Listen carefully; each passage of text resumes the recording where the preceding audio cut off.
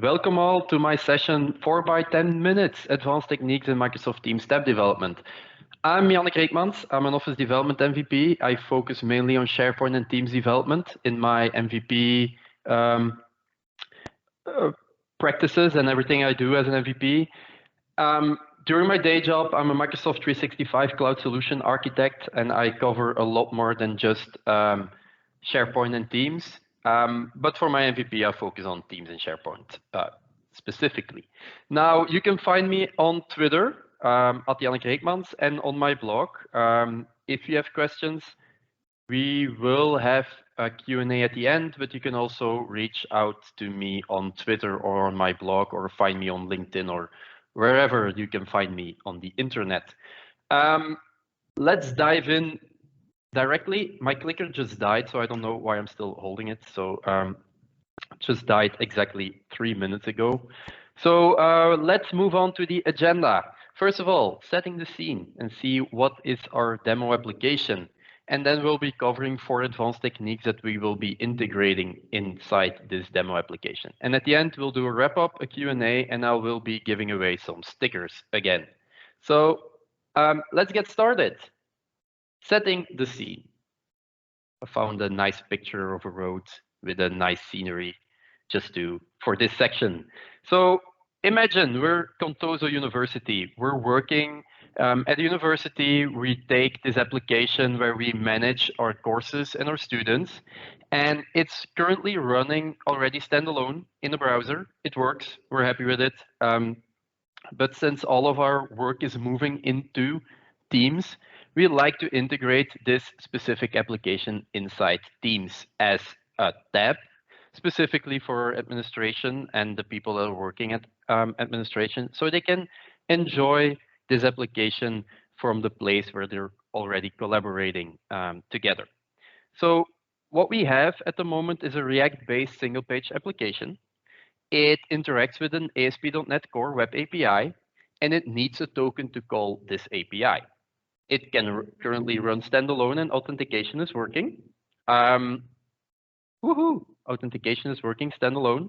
But I will be covering how we did that because it's important for the rest. And now we want to integrate it in Teams as a team scope tab. I did the integration already, but it's less ideal because authentication is not working inside Teams. So what do we want to do? We'd like to implement authentication and single sign-on inside Teams. Additionally, we would like the ability to link directly to a specific course or a specific student inside of our application. We'd like to send notifications to some people when a new course is added inside of our application. And we like to integrate a barcode scanner to scan student IDs and then open the associated student profile inside of our application, of course. So 4 techniques, 4 things we have to integrate, and we start with authentication because that's, of course, the easiest thing to implement inside of your application. Let's start with authentication because once authentication is handled, everything else will be very easy. We heard that somewhere in an online event. I might have said that last time that I presented this session. So it's not that easy, but at least once authentication is handled, all the other 3 scenarios will be a lot easier to implement. So authentication, our wish list for authentication is that authentication works in standalone mode. We got that covered. But when you're building a Teams app or you want to integrate your own application inside Teams, what you want is that it works inside Teams, but also outside of Teams. And that's where documentation is a little bit lacking. You can find a lot of documentation to get authentication working standalone. And you can find, well, not so much and not so good documentation to make authentication work in Teams as well, but nothing to make everything work together. You would like to have the ability to have users signed in without having them to do a login action when in Teams. And you want to use the information of the user that's logged in inside the Teams client to also log in that user inside of your current or your custom Teams tab. So requirements for that or to achieve that is to create a single page application. because mcell.net authentication and Teams authentication don't go together well, because everything that you need to do or everything that Teams provides you to have a decent integration is inside a Teams JavaScript SDK. So it's a lot easier, a lot simpler, and you will achieve a lot easier success if you use a single page application and you integrate with the Teams JavaScript SDK. So what we will create standalone authentication, we will add interactive authentication in Microsoft Teams, and then we will be using single sign-on authentication in Microsoft Teams. Standalone authentication. What do you need to do? As usual, when you do authentication, you go register your application in Azure Active Directory and you provide the correct redirect URLs. I can provide this one tip. Use the same app registration and thus the same client ID for both your single page application and your web API. You will thank me later. Things will be a lot simpler. Expose an API in the format that Microsoft Teams requires. This works, of course, only if you start from scratch and you create this application from scratch with the ID that you want to have it standalone and inside Teams. But even afterwards, you can make these changes on your API format, but expose it the way that Microsoft Teams requires, but also because also that will make things a lot easier. And then use your Azure MCell browser or MCell React packages inside your client-side or single-page application to do the actual authentication. The end result, it will support both local storage and session storage to store the result of your authentication action. With local storage, it's stored in local storage, of course, which means that if you close your browser and you open it up again, it will remember all of your data and will it can do a quick single sign-on or a re-sign-on when you open it again. With session storage, once you close your browser window, your session is closed, so your authentication is gone as well. If a user opens your website again or your app again, he or she has to re-authenticate. It supports both pop-up authentication and redirect authentication. If you use MCell, you have two options. If you click a sign-in button, it pops up a window where you sign in. And then at the end, it closes the window and you're signed in. Hence, pop-up authentication. Now, with redirect authentication, the name says it, you will move away in your main browser window to Azure Active Directory, do your sign-in, and you'll be moved again inside of your application. And then magically, you're authenticated. Well, the magic happens with MCell Browser and MCell React. So if you're using those packages and you configure them correctly, this is, well, I don't want to say simple, but at least the most difficult parts are handled by MCell React or MCell Browser. And it handles scope consent on login, and with some tweaks, also when new scopes need to be consented after a user has already authenticated and an access token exists in local storage. So how does that work? Let's open Visual Studio. So for Visual Studio, or what we did for that, initially we have our React application. In our React application on app, it's the root of your app. When you do a create React app, everything starts in the app.tsx, and this gets run only once, component did mount, because everything else is handled inside the render of your React application. So the process is that component did mount, and we will see if we need to handle redirect. I will zoom in a bit. If we need to handle redirect. So if we're pop-up authentication, this will do nothing. Then we will fetch a token. If we have a token, we will check if that token has all the valid scopes. If that's correct, we will fetch the user associated with this thing and put it in state, and then our rendering happens. I will cover how we do the get instance thing in a minute, but this is the process. The process then does something like this. The user content with React browser, all of the different pages in our application are listed. Now, If we don't have a user, or we don't have all the necessary scopes, we will enter this section. In this section, we will ask the user to sign in. But if it's an invalid grant, we will provide an additional message that says, our application has undergone some changes and it requires some additional consent to work correctly. And then the button changes to give consent. In the backend, things are the same. We will go through the login process with MCell React. It will require you to authenticate again, ask you for additional scopes, and you consent to that, and everything runs again. There is some error handling here as well, of course. Now, this is the process of authentication. Now, we have an authentication service because we need to cover 3 ways of authenticating. The way that I do this is I have an authentication service abstract class that provides all the methods that every authentication provider needs to implement. And I have a getInstance method. This getInstance method is some kind of singleton. It uses a logic to define whether it needs the Teams interactive authentication service, the single sign-on authentication service, or the MCell2 authentication service. Now, in this case, we're only covering MCell2 for now, and we're doing it with pop-up. So we get an MCell authentication service like this. And this implements everything. So if we're not logged in, there is this login method that does either pop-up or redirect. There's a logout method.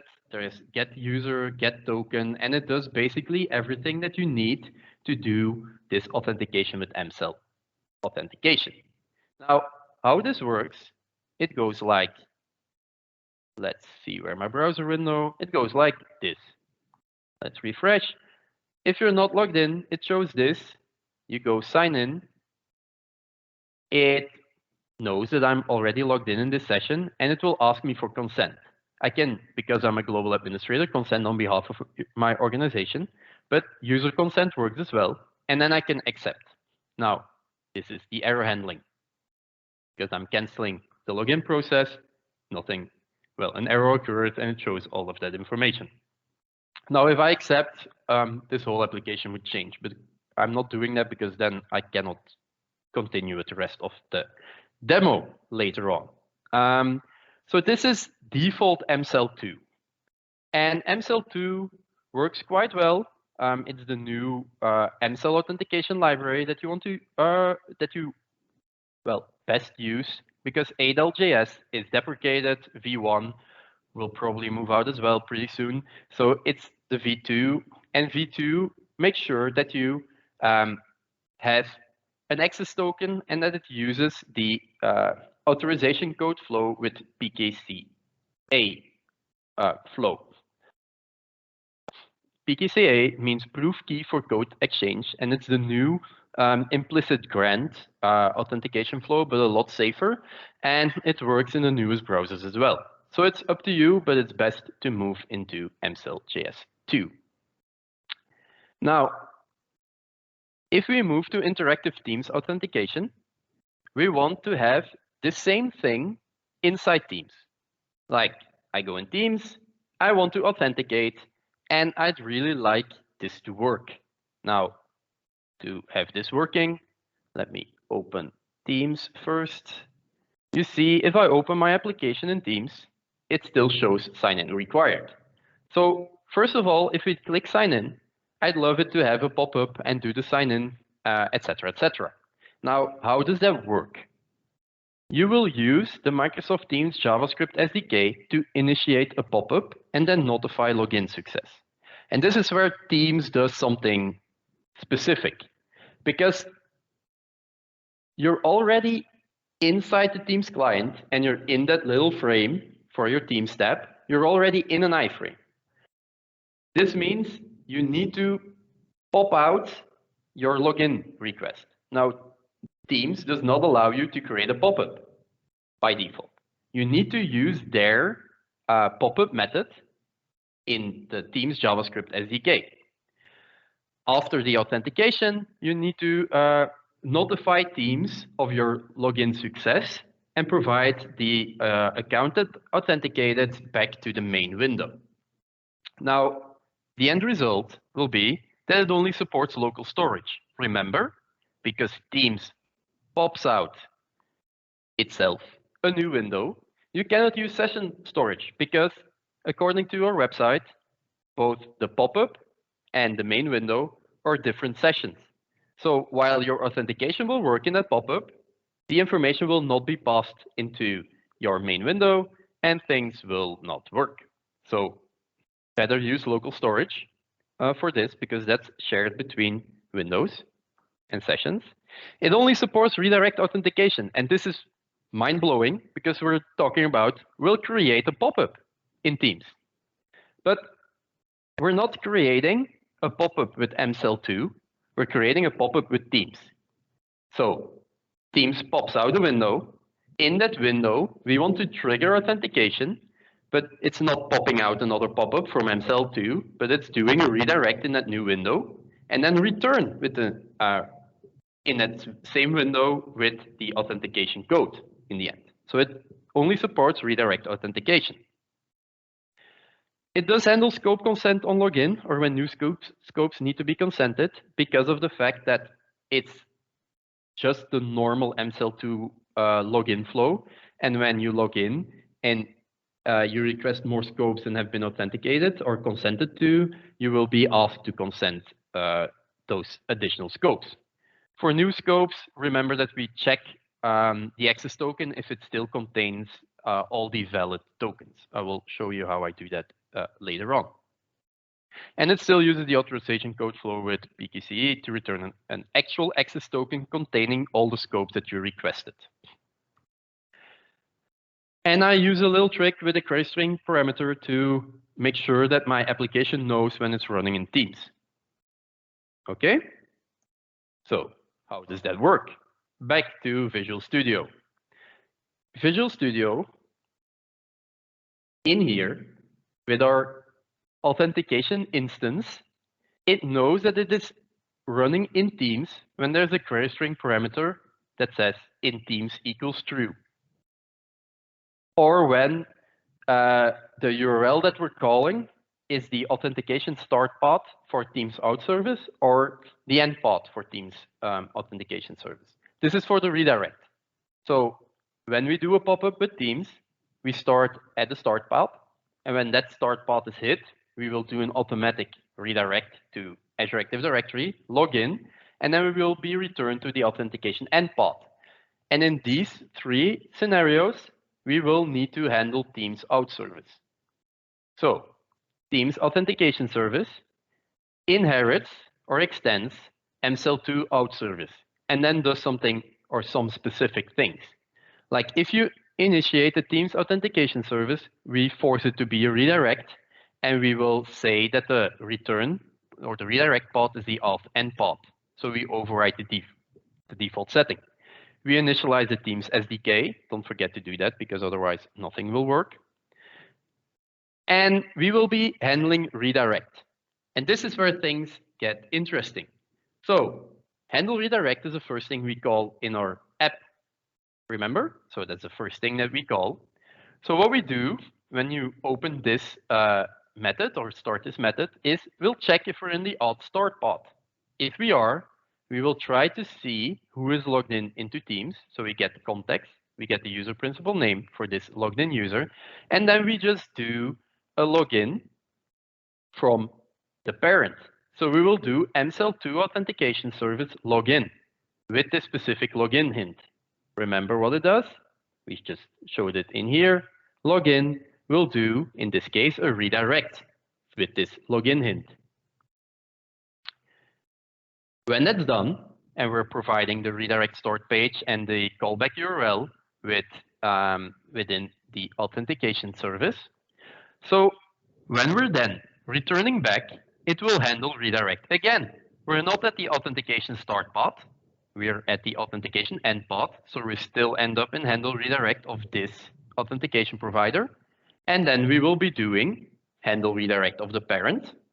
And we will be notifying Teams that things were successful, and we will be returning the account that logged in. This means that we end up here, like handle redirect worked, so we can get a token, and all of this will just work because our login just passed.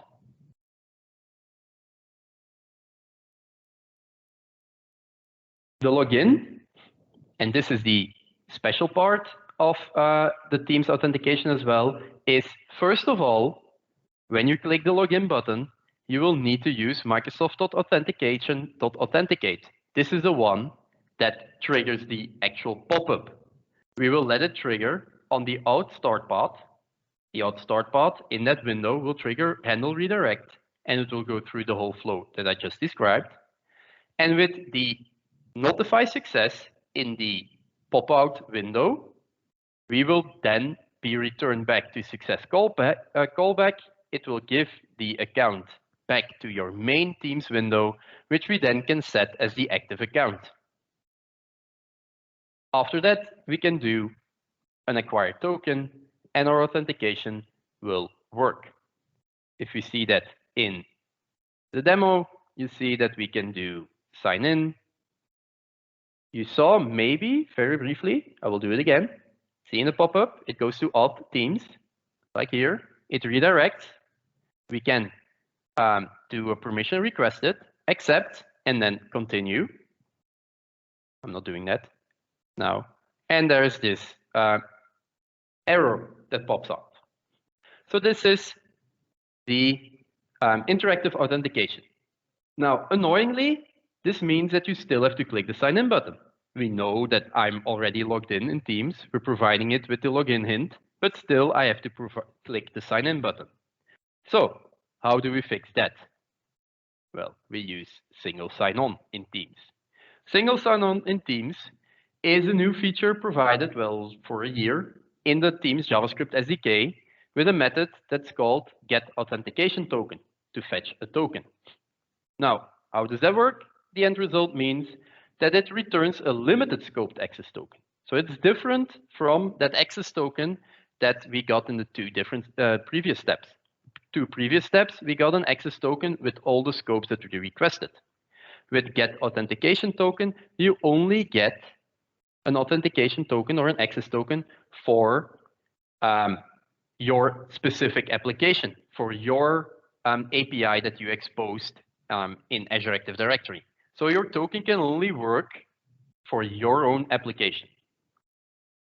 So it needs the on behalf of flow in the web API to request tokens with more scopes. So we imagine that you want to use this specific access token and still call graph or do other work. You will need to use that access token and use the on behalf of flow in the web API in the backend. It has to be in the backend because on behalf of flow requires a client secret to request an additional token with more scopes. Now, that's why I say use the same client ID for your Teams application and your web API. Because if you use the same client ID in both places, the limited scoped access token can also be used to securely call your backend API because they're both validating the same audience and the same client ID. Now, with single sign-on Teams authentication, you have to handle additional scope consent or the initial scope consent yourself. Microsoft does not provide any documentation around how you best do this, so I had to figure it out myself. And I make it fall back to the interactive authentication method when I don't have the required scopes consented. So let's see how that works and what you need. First of all, in Azure, you need to have this API exposed in your app registration, and you need to have a scope access as user. You also need to add the client applications. These client applications are the Teams desktop application and the Teams mobile application to allow Teams to request an access token specifically for your application. When that's set up, you need to make a change to your app manifest. Make a change to your app manifest. You need to make sure that you provide web application info inside of your manifest. This just means that this is the app registration Azure Active Directory. and this is the API that you exposed. Now, Teams requires that it has the app URL inside the resource. That's not the default. By default, Azure generates something like this, but Teams requires this, which also means that only one domain is allowed. You cannot have multiple domains on your website because you can only have one domain that's running or inside of this API scope. So we need that. And then we need to make sure that with SSO authentication, we call get authentication token. We do the success callback when we get the authentication token and potentially do a fallback like a reject. Now, my trick to make this work is to provide tab configuration. So my tab is configurable for either interactive authentication or Teams SSO. So I'm making this, when I select this, my app gets embedded with the query string parameter in Teams. When I select this, it gets embedded with in Teams SSO, and that's how I choose the correct authentication provider. Now you see, when we do SSO, that it says that I need to provide consent, of course, because we never consented before. Now I give consent, it will do exactly the same thing. I will accept, it will return, and now we're finally in our application.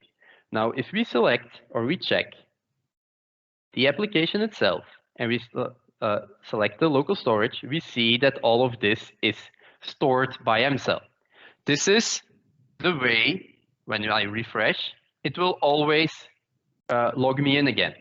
If I go in here, because it's local storage, remember, it's shared between windows. So now I'm magically logged in here as well. Now, if I clear this local storage, this one is supposedly cleared as well, so I still have to sign in. Now the magic happens in Teams, even though we're not logged in anymore, there's no local storage. If I do refresh with a single sign-on, it still keeps me logged in. Great success. So this is authentication. I run through it pretty quickly, but the code is provided. It covers about everything, and you can handle or check in a way that you want to implement it in your own application. So it's not easy to do this, but at least it helps you get started, see all of the different scenarios, and make sure that your application handles all of them. Now, I have to run a lot quicker through the other three scenarios. Deep linking. Deep linking is a scenario where we link to locations inside the Microsoft Teams application by using the Microsoft Teams JavaScript SDK. First of all, you can link to a tab or a specific item in your custom Teams tab, but you can also link from a tab. So you can link using the most normal teams.microsoft.com links and end up in a specific place in your Teams client.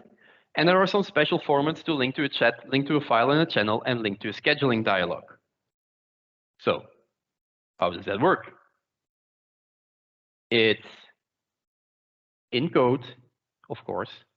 Again, if we open up not the models, but the courses, and we will do course detail, we initialize Microsoft Teams when we're in Teams, and we will render some links. Copy link, schedule meeting, start chat, and open Teams chat. What does it do?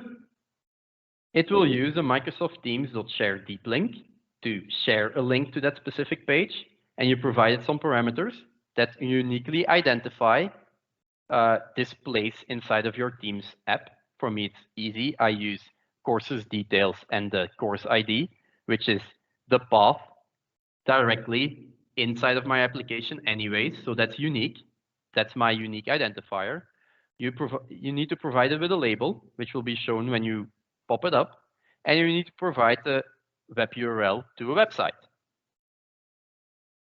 If you want to schedule a meeting, you use a specific format with execute a deep link. For meeting, you can provide some attendees, the start and end time, the topic. Same goes for start a chat. So you can start a direct chat with specific users, and you can open the Teams conversation inside a specific channel. This is executing a deep link, this is sharing deep link. How do we handle it? On startup of our application, we do a process of the deep link. So the first thing we do when our app starts in Teams, we will check if we can resolve this subentity ID. So we will try and figure out if we end up in Teams. This will let us know if we're ending up in Teams with a specific deep link. And when we have that, we will redirect to that place, because we will do the redirect like this. So demo-wise, it looks like this. So this is calculus. It ends up like this. We can copy the link. This is what I provided, and I can share it with my colleague. Now my colleague will get, well, maybe he will get a chat message, and he will be able to click it and directly end up in my application directly on the calculus page. Another one, you can schedule a meeting, like I showed you, and it brings you in this place with discussion for the course, with a body and already the users that need to be in this meeting. You can even start a group chat. And the nice part is, if you start a group chat with the same people, you end up in the same group chat again. So it's intelligent enough to handle that as well. And you can open the Teams chat. So we're returning to the channel and we can start a new conversation in here as well.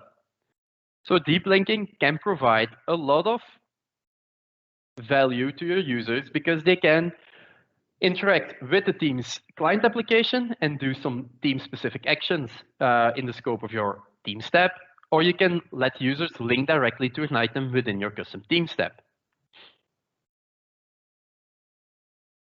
Activity feed notification. So we would like to post a notification to the Teams activity feed of a user through Microsoft Graph. And this always happens in the scope of a Teams app. So you need, well, we like in the activity feed something to show up like this, that I created a new course called Teams Development inside of our application and a message that a new course has been added. So how do you need to do that? Your Teams app needs an Azure AD app in the manifest, but that's done. We did that because you need that for single sign-on anyways. If you want to create notifications, each type of notification is an activity type and they need to be defined separately in the manifest. You cannot at random create any notifications. You have to put them in the manifest. And the Teams app must be installed for the recipient in the scope that you're using. You have options.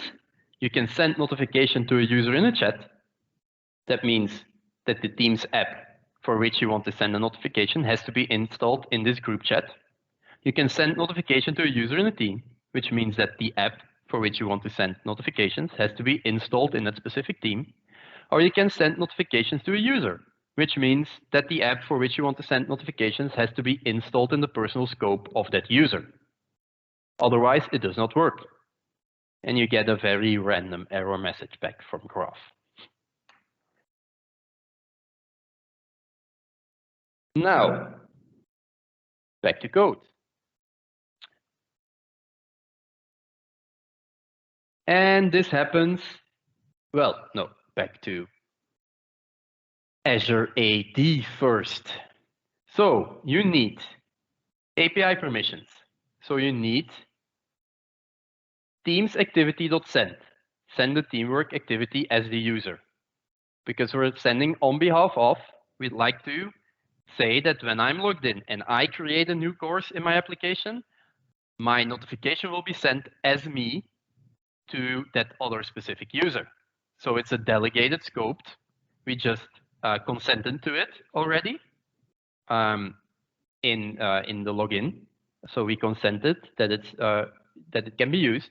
And then in the backend, we'll be using on behalf of Flow to use our existing access token to request a new access token for graph with the Teams activity.send scopes. Now, for an on behalf of Flow to work, you also need a client secret. So that's important, so you need a client secret. You need to adjust your app settings to include all of this information. So you need a tenant ID and a client ID and an audience, which you already need to get all of that information from our database. So we should have set this up with the authentication part. Now, for on behalf of Flow, you also need a client secret. So you need to fill in the client secret here as well. And then because we're using Microsoft.identity.web, which is an easy way to integrate your authentication inside an ASP.NET Core 5 web API, you can provide a graph configuration as well in app settings. We're saying that we're using the v1 endpoint of graph, and we like to have this scope. So if we go into the controller of courses, we will check with the create method. If we're doing the create method, we create a course, we save it into the database, and then we do a send course created notification. Send course created notification happens on the graph service client. This is injected with dependency injection inside the controller, so it's passed into our different method. And we provided all the context information, course ID, course title, the base URL, and some other configuration. What we do is we fetch the information from app settings, which is the Teams app for which we're sending it, what's the name of the tab inside Teams, in which team is this thing installed, in which channel is this thing installed, and for which user do we send the notification. If all of that is fulfilled, we create a direct link to the course to which that we just created, and we send the activity notification on the graph service client for a specific team. You provide it with your team activity topic, like we say that it's a direct link to Contoso University courses. We use the activity that we still have to add in the manifest, course created. We provide an item body, and we provide the course name, which is a parameter, so that we fill it in. And with AAD user notification recipient, we say that this specific user will get the notification. In our Teams app manifest, we have to make an additional change. We need to make one more change. We have to define all the activities that we need to send. The activity. I'm saying that I need an activity course created, which is the one that I provided to Graph as well, that the description is course created activity, and that the template that we'll be using is actor created a new course for a specific course name. Actor is a parameter that's a system parameter, and it will be replaced automatically with the user for which the access token works. So in the on behalf of Flow, it will say Yannick created a new course. In an application flow, it will say that an application created a new course. And course name is a parameter that we're providing in here. Oh, I'm sorry, in here. So course name is the parameter that we're replacing with our own course name.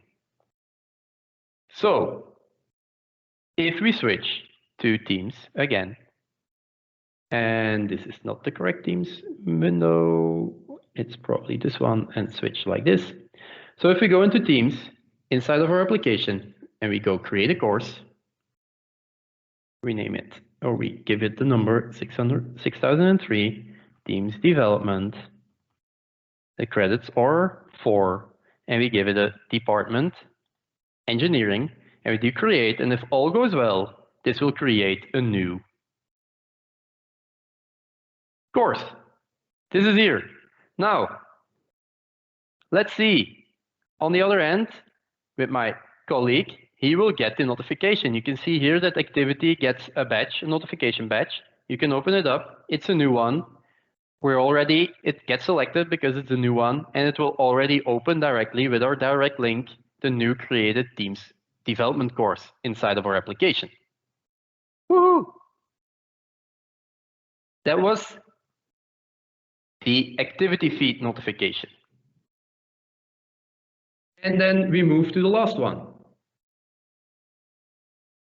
Device capabilities. So with device capabilities, you can make use of device-specific capabilities of the device that runs a Microsoft Teams client. And not every device supports every capability. And this, once again, uses a Microsoft Teams JavaScript SDK. So I guess you can now imagine why I say that it's a lot easier to work with these capabilities when you have a single-page application based on React or Angular, at least with some JavaScript. Requirements: you need your device capabilities to be defined upfront in a manifest, and this currently only works on Teams Mobile, even though my Surface is potentially to be considered a mobile device. For some reason, this does not work. And you got options, so we can request access to media, being camera, microphone, and speakers, to location, to native notifications, to open links into an external application, like open Word file inside the Word app, or interact with a MIDI interface, a musical instrument digital interface. So these are the options. You have to define in your manifest of your Teams app which capabilities you want to make use of. So you have to put it in your manifest and say, I want to make use of geolocation or of media or something else. This will make sure that because it's in your application and you're using the code, that the user will be asked to consent the use of his or her camera, for example. In code, it looks like this. First of all, we adjust the manifest again, and we say that we require some device permissions.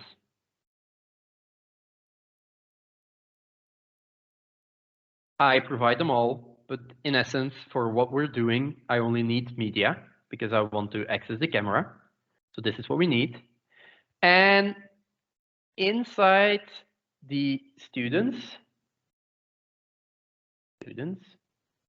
I put a link to say that if we're in Teams,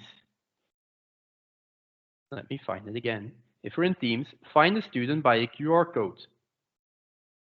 So it will redirect to the barcode page. If we open the barcode page, the barcode page starts with going through Microsoft Teams.media to scan barcode, which is a method provided by the Microsoft Teams SDK. And then it will pop open the camera and you can scan the text. If it works, you get a decoded text. We will use it to check if that student actually exists. If the student exists, we will send the user to that detail ID. So, final demo. Let's switch to Air Server because it only works on mobile. And this is like the most stressy part of the demo. Does my mobile phone connect to Air Server? And we're getting there. Okay, that's not great. It's flashing, but I hope we can get through the demo. Additionally, I need my screen here as well, because I need this QR code. So that's not great. So we'll do it like this. So we're in our university admin. We open the channel. We find the tab. It loads this app. We switch to the students page. And you see that there's find student by QR code. If we tap it, we get this page and we like to scan the code. So if we scan the code, it will pop up the barcode scanner. You see a part of my desk where I'm presenting. I will scan this code on the screen. And there it is. Student 3 is opened because I embedded student ID number 3 inside this QR code. Now, if we do this again with student 5, so you can imagine quite a lot of use cases for people that are actually working day in, day out inside of your Teams app. and they have to scan in students at their desk or at reception or something. So the student gets out their student ID card, it has the QR code on it, and you can scan the QR code and see if it's still a valid student at your university. So all of this is integrated, and we get to the detailed screen of a specific student inside of our application. So this is one integration with device capabilities. Of course, you can do geolocation as well and the other interesting integrations, but I don't have time for all of them or to show all of them because I want to show 4 different integrations and not just 5 device capabilities in a session, because that would take a whole session all by itself. But at least this gives you an idea of all the advanced things that are possible as soon as you get authentication right inside of your Teams tab, because it allows you to have a lot more integrations than people think. So I provide some resources for working with single sign-on. Like I said, authentication and single sign-on documentation from Microsoft Teams is limited at best and maybe not so new or up to date. It uses ADLJS, so I suggest you use my source code to implement MCL2, or you embark on a brave mission to do it yourself, and you use my source code as a backup method or a reference material. Provide links to about deep linking, about activity feed notifications in Microsoft Graph, and everything that's possible with device capabilities. Which brings me to the end of my session. Please rate it and let me know how you liked it. There are some more sessions afterwards. I think I'm followed by Vesa Juvonen. So that's a great speaker to have me follow afterwards. And keep tweeting on Twitter, share your love for this event. It's a great event, and I love being here. So make sure you share your love on Twitter. And then I'll move to this page. Thank you for joining my session. If you have questions, in a minute or two, Thomas will moderate them and maybe see if we need to like unmute some people to ask additional questions. If you've got questions afterwards, find me on Twitter, find me on my blog, find me on LinkedIn. And I still do a sticker giveaway. So with Pimp Your Own Device by Louise Fries and Elias Struijf, I give away 2 stickers, licensing, guild, or adoption, and I hate stickers, and there should be enough money left in your account to pick 2 more sessions, 2 more stickers. And when you order them, they will send them directly to you. So I will be giving away 2 sticker packages for people that fill in this form. And I will share that link as well in the chat. Now, Thomas, do we have any questions that we need to handle? First of all, Yannick, thank you very much for this awesome session, and lucky you that having a working demo is always great in a live session. Yes. And that was definitely not one of the easiest demos to do, right? So that was really good. But there aren't really any questions. But to be honest, actually, what surprised me personally was that the overall number of available authentication options available for programmers, and how hard it is to make a decision on which one to use when. So this is definitely not an easy thing to do for a beginner. No, it's a disaster, this authentication scenario with Azure AD.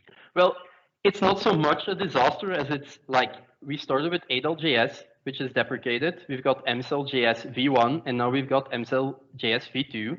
And from the identity perspective or the identity platform perspective, it's easy. It's MCL v2. That's clear. They're promoting all of that always. Now the problem starts when you want to do what I want to do. Have standalone authentication, have this thing work in Teams as well, and have single sign-on. Because all the demos that Microsoft does, or all the examples that Microsoft gives us inside Teams, are still ADLJS. There's no complete integrated sample app that does whatever I do. When they have something that comes close to that, they don't handle consent. It's like, especially in the documentation for single sign-on in Teams, it says you need to handle consent if it did not happen.